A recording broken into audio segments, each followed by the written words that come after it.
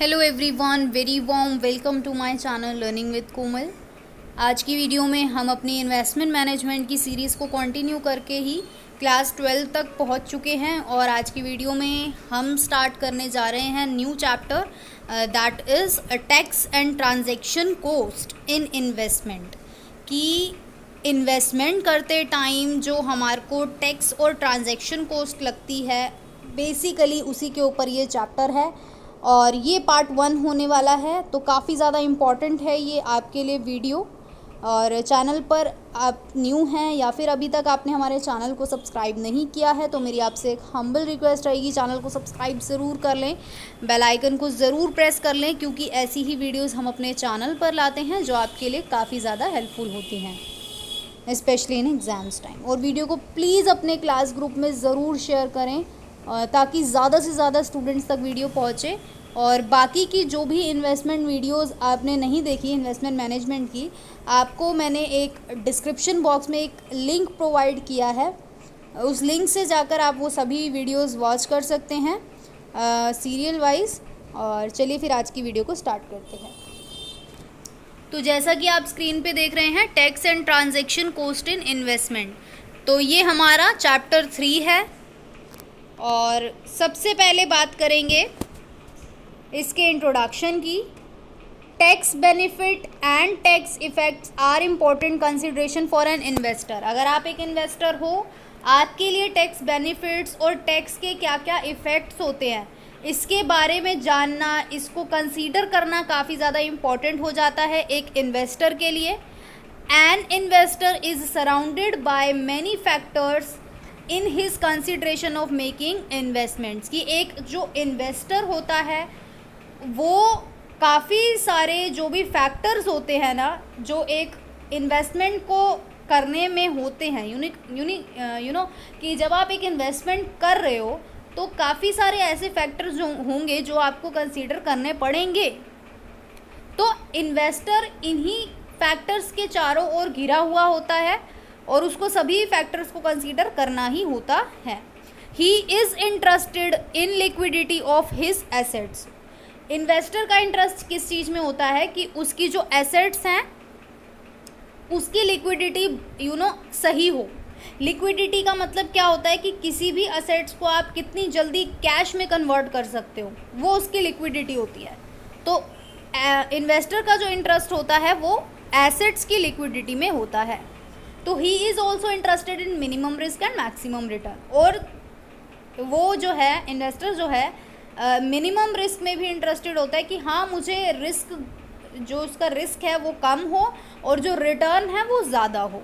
तो these factors can be achieved only by taking a look at the various taxes that the investor is concerned with. तो ये factors जब अगर ये factors एक investor को अचीव करना है कि हाँ, मिनिमम रिस्क हो, मैक्सिमम रिटर्न हो और कैश लिक्विडिटी हाई हो असेट की, तो अगर उसको ये फैक्टर्स अचीव करने हैं तो उसको जो भी टैक्सेस हैं उनकी तरफ ध्यान देना होगा। जो भी वो इन्वेस्टमेंट कर रहा है इन्वेस्टर, उसके रिगार्डिंग जो भी टैक्सेस हैं उसकी तरफ भी उनको ध्यान देना होगा। तो taxes have the effect of reducing income and principal amount. आप जानते हो कि हमें अपनी इनकम पर टैक्स भी पे करना होता है। तो जब आप टैक्स पे कर दोगे तो आपकी इनकम क्या हो जाएगी, कम हो जाएगी, रिड्यूस हो जाएगी। तो the major taxes that affect the investor in India are the personal income tax. तो जो मेजर टैक्सेस हैं जो एक इन्वेस्टर को अफेक्ट करते हैं इंडिया में, वो कौन सा होता है, पर्सनल इनकम टैक्स होता है। तो the corporate income tax, asset tax, capital gain tax, wealth tax, तो ये सारे जितने भी टैक्सेस होते हैं वो एक इन्वेस्टर को काफ़ी ज़्यादा अफेक्ट करते हैं। तो taxes in India are charged according to the assessment year in consideration. तो असेसमेंट ईयर के अकॉर्डिंग जो है टैक्स चार्ज होता है इंडिया में। और जो भी पीरियड होता है असेसमेंट ईयर का वो लोग यानी कि कानून के द्वारा फिक्स किया जाता है और स्टार्ट होता है ये अप्रैल 1 से एंड होता है मार्च 31, जिसको हम फाइनेंशियल ईयर भी बोलते हैं। तो the total income of a person is आप जानते हो, आपने अगर इनकम टैक्स की स्टडी करी होगी बीकॉम में या फिर अब आपने नहीं भी करी है तो मैं आपको बता दूं कि हमारे इनकम के 5 हेड्स होते हैं, जहाँ से एक असेसी को, एक पर्सन को इनकम प्राप्त होती है। पहला, उसको उसकी सैलरी से भी इनकम प्राप्त हो सकती है। दूसरा, उसको उसकी हाउस प्रॉपर्टी से भी इनकम प्राप्त हो सकती है। मान लो उसने रेंट पे दिया हो हाउस, तो वहाँ से भी उसको बेसिकली इनकम हो रही है। थर्ड, पीजीबीपी, जिसको हम बोलते हैं profit and gains of business and profession. तो अगर मान लो एसएससी का या उस पर्सन का, यानी कि उस इन्वेस्टर का बिजनेस है या फिर कोई प्रोफेशन है, वहाँ से अगर उसको कुछ फ़ायदा हो रहा है, वो भी उसकी इनकम होगी। कैपिटल गेन्स होता है, जिसके बारे में हम इस चैप्टर में भी पढ़ेंगे आगे, so don't worry about this. और इनकम फ्रॉम अदर सोर्सेज, की और जगहों से भी इनकम हो सकती है उस पर्सन को, जैसे कि इंटरेस्ट ऑन सिक्योरिटी हो गया, और डिविडेंड हो गया आपका, कैजुअल इनकम हो गई। तो ये सब हेड्स होते हैं जिससे एक पर्सन की टोटल इनकम निकल करके आती है। Now let's talk about taxes and investment. तो taxes reduce returns of investment. तो टैक्सेस जो होते हैं वो रिटर्न ऑफ इन्वेस्टमेंट को रिड्यूस करते हैं। जो भी आपको इन्वेस्टमेंट से रिटर्न मिलता है वो आपकी क्या होती है, इनकम होती है। चाहे आपको डिविडेंड मिले, चाहे आपको प्रॉफिट हो एक तरीके से, तो वो टैक्सेस जो है ना आपके रिटर्न को कम कर देते हैं, क्योंकि आपको टैक्स पे करना होता है अपनी इनकम पर। तो in India an investor looks for investment that are tax free. अब इंडिया में ना इन्वेस्टर किस तलाश में रहते हैं, ऐसी इन्वेस्टमेंट की तलाश में रहते हैं जो टैक्स फ्री हो, जिस पे उनको टैक्स पे ना करना पड़े, because that give a high rate of return. तो उससे क्या होता है, उनको ज़्यादा रिटर्न मिलता है क्योंकि उनको टैक्स पे नहीं करना पड़ता। तो पीपीएफ, जिसको हम बोलते हैं public provident fund, dividend, tax free bonds are some of choices made by an investor to save tax. कि अगर एक इन्वेस्टर को टैक्स बचाना है तो वो पब्लिक प्रोविडेंट फंड में इन्वेस्ट कर सकता है, और जो भी डिविडेंड्स हो गए आपके, और टैक्स फ्री बॉन्ड्स हो गया। तो ये कुछ चॉइसेस हैं ताकि वो अपने टैक्स बचा सके।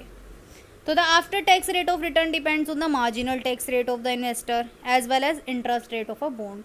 तो अब आफ्टर, यानी कि टैक्स रेट ऑफ रिटर्न के बाद डिपेंड करता है मार्जिनल टैक्स रेट और इंटरेस्ट रेट बॉन्ड का। जैसे कि हमें यहाँ पे एक एग्जाम्पल हमें गिवन है, if a bond give a rate of return of 15%।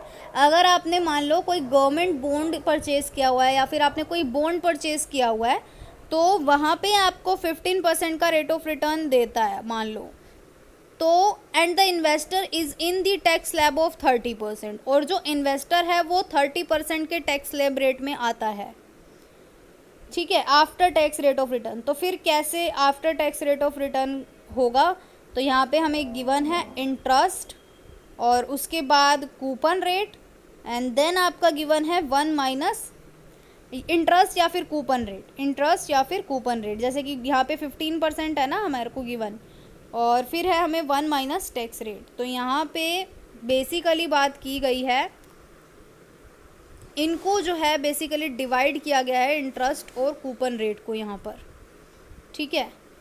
तो यहाँ पे कैलकुलेट होकर के आया है हमारा 10.5% का आफ्टर टैक्स रेट। तो to compare the tax free investment with the taxable return, conversion can be made into taxable equivalent yield. तो अब आपको अगर कंपेयर करना है टैक्स फ्री इन्वेस्टमेंट को किसके साथ, टैक्सेबल रिटर्न के साथ, तो आप कैसे करोगे, टैक्स फ्री रेट को डिवाइड कर दोगे 1 माइनस टैक्स रेट के साथ, और tax free rate is 10% and the marginal tax rate of the investor is 30%। तो आप क्या करोगे, 0.10, क्योंकि 10% है तो ऑब्वियसली 100 से डिवाइड करके ही आपने लिखा है 0.10, एंड 30% है तो आपने 100 से डिवाइड करके ही लिखा है 0.30, राइट, ये ऐसे आया। तो इसको जब आप करोगे तो आपका 14.28% आ जाएगा टैक्सेबल इक्विवेलेंट यील्ड। ऊपर आया था आपका आफ्टर टैक्स रेट 10.5%, और टैक्सेबल इक्विवेलेंट यील्ड आई है आपकी 14.28%। If the tax free rate is 9%, अगर आपका टैक्स फ्री रेट 9% होता है और जो मार्जिनल टैक्स रेट और इन्वेस्टर का है वो 20% है, तो आप इस तरीके से निकाल सकते हो। तो यहाँ पर हमें एक बात पता चली, an investor must consider the effect of tax before making an investment, कि एक इन्वेस्टर को इन सभी फैक्टर को कंसीडर करके चलना चाहिए जब भी वो इन्वेस्टमेंट करने की सोच रहा हो। तो उससे पहले ही इसको एक इन्वेस्टर को ये कैलकुलेशन पहले से ही कर लेनी चाहिए। Now let's talk about fully exempted income section 10।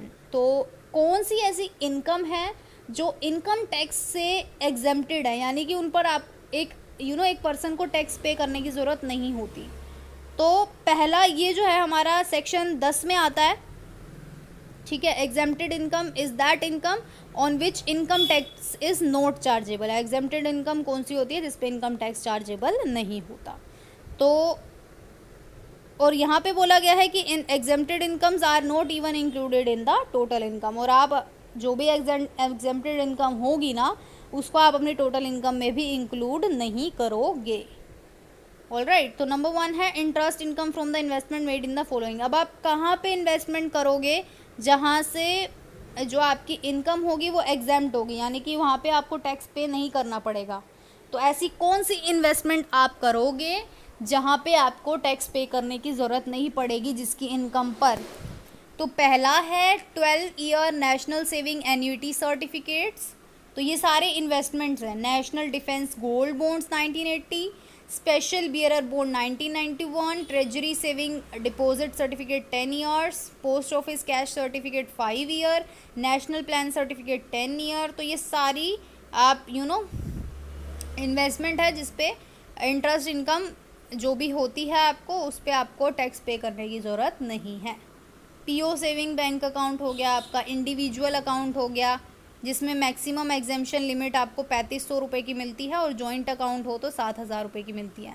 PO saving bank account की यहाँ पर बात हो रही है। पोस्ट ऑफिस में अगर आप सेविंग बैंक अकाउंट खुलवाते हो और वहाँ से आपको इंटरेस्ट अगर 3500 रुपये तक का मिलता है तो आपको टैक्स पे नहीं करना पड़ेगा, लेकिन अगर उससे ज़्यादा का मिलता है तो आपको पे करना पड़ेगा। दूसरा, अगर जॉइंट अकाउंट है तो 7000 की लिमिट बताई गई है यहाँ पे कि 7000 तक की इनकम होगी आपको तो आपको टैक्स पे करने की ज़रूरत नहीं है, लेकिन अगर 7000 से ज़्यादा होगी तो you have to pay tax on extra income, right. 7000 तक की आपको पे करने की ज़रूरत नहीं है। फॉर एग्जांपल 10,000 हो गई तो आपको 3000 के ऊपर पे करना पड़ेगा क्योंकि एक्स्ट्रा 3000 हो गया ना, 7000 पे तो आपको नहीं पे करना। All right, now let's talk about interest on deposits with RBI। तो आपने RBI के पास डिपॉजिट कराया, उस पर इंटरेस्ट मिला और with a notified public sector bank है वहाँ पे, तो held for the benefit of victims of Bhopal gas leak disaster की बात हो रही है यहाँ पर। तो जो विक्टिम्स थे भोपाल गैस लीक डिज़ास्टर्स के, उनके लिए बात हो रही है कि अगर वो कुछ डिपॉजिट कराते हैं पब्लिक सेक्टर बैंक में और उस पर उनको इंटरेस्ट मिलता है तो उनको जो है इस पे इंटरेस्ट पे टैक्स पे नहीं करना पड़ेगा। थर्ड आता है इंटरेस्ट ऑन बॉन्ड्स। तो इंटरेस्ट ऑन बॉन्ड्स जो कि लोकल अथॉरिटी के द्वारा इशू किए गए हों या स्टेट ने इशू किया हो या सेंट्रल गवर्नमेंट ने इशू किया हो तो वो भी, वहाँ से भी अगर आपको कोई इनकम होती है तो वो भी क्या होगी, एग्जेम्प्ट होगी। उसके बाद interest on gold deposit fund, अगर आप गोल्ड डिपॉजिट बॉन्ड में करते हो तो भी आपको एग्जेम्प्टेड होगी, राइट। और देन लाइफ इंश्योरेंस मनी की बात हो रही है, वो भी एग्जेम्प्ट होगी, वहाँ पे भी आपको टैक्स पे करने की ज़रूरत नहीं है।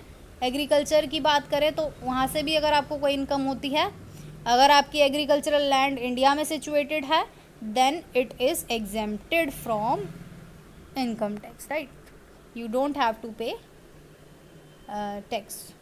Income from units of unit scheme 1964। तो यूनिट ऑफ यूनिट स्कीम 1964 में अगर आपने इन्वेस्टमेंट की है वहाँ से इनकम हो रही है तो आपको पे करने की ज़रूरत नहीं है, एग्जेम्प्टेड है। डिविडेंड इनकम भी एग्जेम्प्टेड बताई गई है यहाँ पर।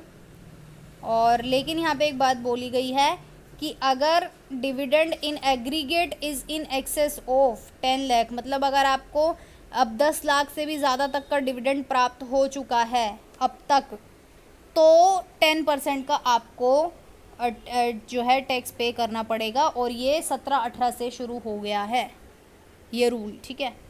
Now income from units of mutual funds, कि अगर आपको म्यूचुअल फंड से इनकम प्राप्त हुई है तो ये आपका section under section 1023 subsection 23D के अंडर आएगा।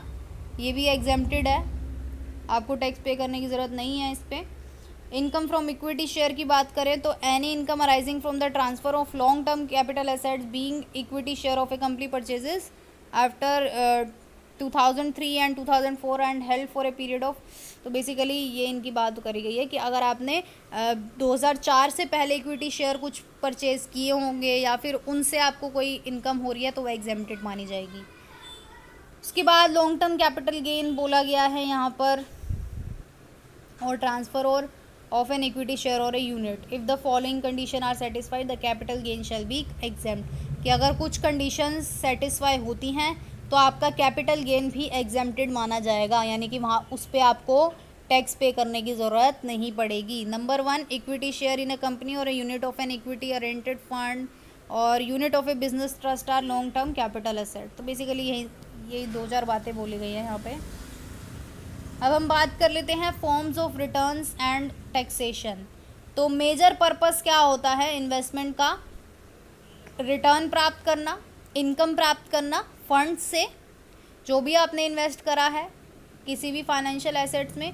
अब वो कोई भी हो सकती है फाइनेंशियल एसेट, शेयर भी हो सकते हैं, बॉन्ड्स हो सकता है, डिबेंचर हो सकता है ना। तो own a bond and investor expect to receive interest and own equity share dividend. आप जानते हो अगर आप बॉन्ड में इन्वेस्टिंग करते हो तो आपको इंटरेस्ट मिलेगा, अगर आप शेयर्स में करते हो तो आपको डिविडेंड मिलेगा। और अगर आप कैपिटल द इन्वेस्टर में expect capital gain from some investment, तो एक इन्वेस्टर कैपिटल गेन भी एक्सपेक्ट कर सकता है कुछ इन्वेस्टमेंट से। तो यहाँ पे बोला गया है रिटर्न में take several terms but in this chapter return on bonds that is interest on security and dividend and their taxation is discuss, कि हम इस चैप्टर में सिर्फ और सिर्फ इंटरेस्ट ऑन सिक्योरिटी, डिविडेंड और उनके टैक्सेशन की बारे में ही डिस्कस करेंगे। और now let's talk about dividend.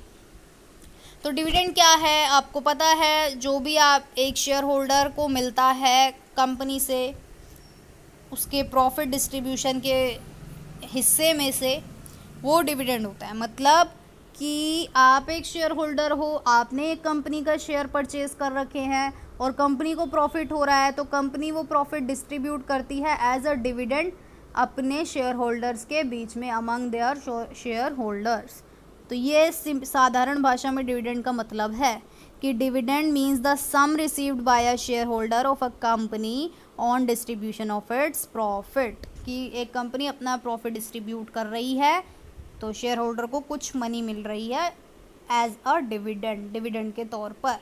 Now let's talk about taxation of dividend. तो टैक्सेशन ऑफ डिविडेंड की बात करेंगे। Number 1, dividend distributed by a domestic company is exempt from tax, कि अगर आपकी इंडिया की ही कंपनी है उसमें आपने शेयर इन्वेस्टमेंट कर रखी है और वहाँ से आपको डिविडेंड मिल रहा है, देन इट इज़ एग्जेम्प्टेड, आपको कोई भी टैक्स पे करने की ज़रूरत नहीं है।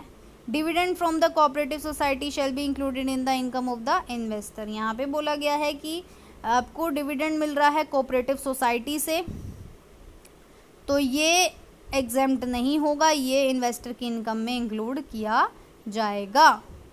तीसरी बात, dividend receive from a foreign company is to be included in the income of the investor, कि आपने किसी फॉरेन कंपनी में इन्वेस्टमेंट कर रखी है, उसके शेयर परचेज कर रखे हैं और आपको वहाँ से डिविडेंड प्राप्त हो रहा है, तो then you have to pay tax, then that income will be included in the investor's income. Okay, next आता है tax payable by domestic company, कि अगर डोमेस्टिक कंपनी के द्वारा टैक्स पे किया जाता है जिसमें भी आपने इन्वेस्टमेंट कर रखी है, तो इनकम टैक्स 15% है, सरचार्ज 12% है और एजुकेशन सेस 3% है।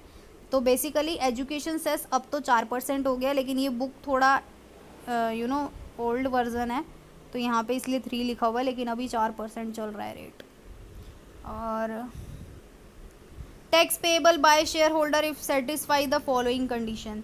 तो शेयर होल्डर के द्वारा अगर कोई टैक्स पे किया जाता है तो कुछ कंडीशन सेटिस्फाई करनी होती हैं। Number 1, if the company is a closely held company, एक क्लोजली हेल्ड कंपनी है तो टैक्स शेयर होल्डर को पे करना होगा। और share holder at least 10% of the voting power, कि ऐसा शेयर होल्डर है जिसके पास 10% वोटिंग पावर है कंपनी की, then he has to pay tax. और the share holder takes a loan during the previous year from such company, कि कि एक शेयर होल्डर ने उसी कंपनी से प्रीवियस ईयर में लोन लिया है, then he has to pay tax. Next आता है अमाउंट ऑफ लोन और accumulated profit of the company whichever is less is trusted as deemed dividend, कि लोन की अमाउंट या फिर जो भी प्रॉफिट है कंपनी का, जो भी इनमें से दोनों अमाउंट में से जो भी कम होगा ना, उसको डीम्ड डिविडेंड माना जाएगा, वही डिविडेंड अमाउंट मानी जाएगी।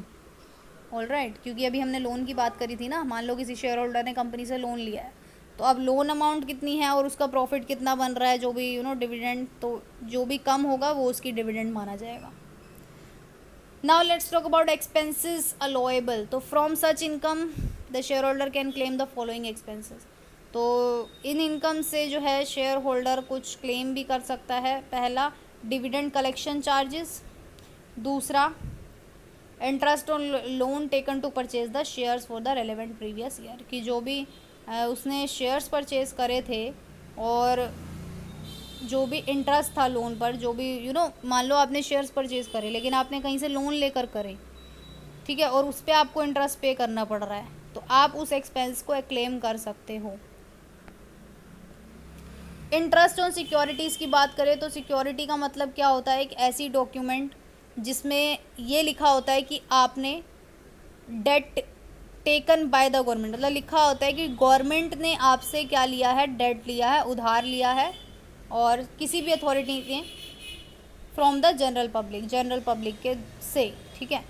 तो it is held by an investor as guarantee of his right to receive payment. तो सिक्योरिटी जो होती है वो इन्वेस्टर के पास होती है, एज अ प्रूव होती है, एज अ गारंटी होती है कि हाँ उसको अधिकार है कि वो अपनी पेमेंट दोबारा रिसीव करेगा, जो भी उसने उधार दी है, चाहे वो गवर्नमेंट को दी है, चाहे वो किसी कंपनी को दी है ना। तो बेसिकली वो सिक्योरिटी होती है आपकी एक तरीके से।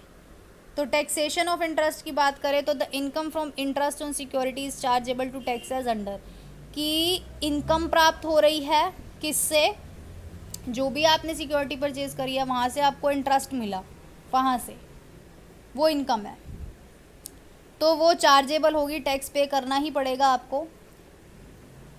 If the security are held as stock in trade, कि अगर आपकी सिक्योरिटी स्टॉक इन ट्रेड है एज अ, और वो आपके बिजनेस और प्रोफेशन के अंडर आती है, तो इट इज़ टैक्सेबल, टैक्स पे करना पड़ेगा।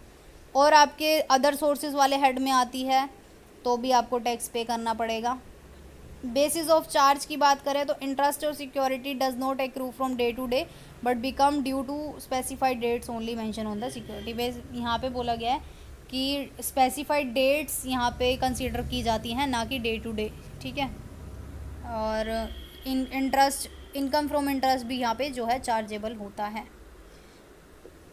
Now commission on purchase and sale of security, कि कमीशन या फिर अदर एक्सपेंसेस हुआ परचेज सेल में सिक्योरिटी के, वो डिडक्ट नहीं होगा इंटरेस्ट ऑन सिक्योरिटी में। यहाँ पे बोल दिया गया है साफ साफ कि मान लो कोई कमीशन या फिर कोई अदर एक्सपेंसेस हुआ सिक्योरिटी के परचेज या सेल के रिस्पेक्ट में, तो वो इंटरेस्ट ऑन सिक्योरिटी में से नहीं काटा जाएगा, नहीं डिडक्ट होगा। Such expenses payable at the time of purchase of the security are included in the cost of security, क्योंकि वो वाला जो एक्सपेंसेस होगा वो सिक्योरिटी की कॉस्ट में इंक्लूड किया जाएगा, ना कि इंटरेस्ट में। All right, now let's talk about profit and loss on sale of security. तो if the purchase and sale of security is not the business of the investor, कि अगर किसी इन्वेस्टर का ये बिजनेस ही नहीं है कि वो सिक्योरिटी को सेल करे या वो उस सिक्योरिटी को परचेज करे, तो एंड ही hold them as an investment to earn interest thereon, और उसने उस इन्वेस्टमेंट को होल्ड किया हुआ है ताकि वो इंटरेस्ट कमा सके, तो the profit on sale of security is a capital gain. तो उसके लिए जो वो प्रॉफिट होगा उस सिक्योरिटी को सेल करने का, वो क्या कहलाएगा, कैपिटल गेन कहलाएगा। और कैपिटल गेन जो भी उसको इनकम प्राप्त होगी वो कैपिटल गेन हेड में टैक्सेबल मानी जाएगी, टैक्स पे करना पड़ेगा। अब कितने प्रकार की सिक्योरिटीज़ होती हैं, तो यहाँ पे बोला गया है टैक्सेशन के पॉइंट ऑफ व्यू से 4 प्रकार की सिक्योरिटी होती हैं। पहला, टैक्स फ्री गवर्नमेंट सिक्योरिटी, दूसरा लेस टैक्स गवर्नमेंट सिक्योरिटीज़, और तीसरी है tax free non government security, चौथी less tax non government security. कोई बात नहीं, चारों पढ़ेंगे क्या है पता लग जाएगा। टैक्स फ्री से जैसे कि नाम से ही पता चल रहा है टैक्स फ्री है, ठीक है, बिल्कुल आपको टैक्स पे नहीं करना, ऐसी गवर्नमेंट सिक्योरिटी। दूसरा लेस टैक्स, यानी कि आपको कम टैक्स पे करना पड़ रहा है, टैक्स भी पे करना पड़ रहा है लेकिन कम टैक्स पे करना पड़ रहा है, ठीक है। ये तो थी गवर्नमेंट सिक्योरिटीज़ दो। तीसरी बोली गई है नॉन गवर्नमेंट सिक्योरिटी, और चौथी बोली गई है नॉन गवर्नमेंट सिक्योरिटीज़ की वो गवर्नमेंट सिक्योरिटी नहीं है। तो ऐसी भी नॉन गवर्नमेंट सिक्योरिटी है जो टैक्स फ्री है, जिस पे आपको टैक्स पे नहीं करना पड़ रहा, और जिस पे करना भी पड़ रहा है तो कम करना पड़ रहा है ना। तो यहाँ से हमें क्लियर हो गया कि दो टाइप की बेसिकली सिक्योरिटी होती है, गवर्नमेंट सिक्योरिटी और नॉन गवर्नमेंट सिक्योरिटी। तो गवर्नमेंट में भी कुछ टैक्स फ्री होती हैं और कुछ लेस टैक्स फ्री, यानी कि वहाँ पे आपको कम टैक्स पे करना पड़ जाए। ऐसी नॉन गवर्नमेंट सिक्योरिटी में भी टैक्स फ्री भी होती हैं लेकिन, और लेस टैक्स फ्री भी होती हैं।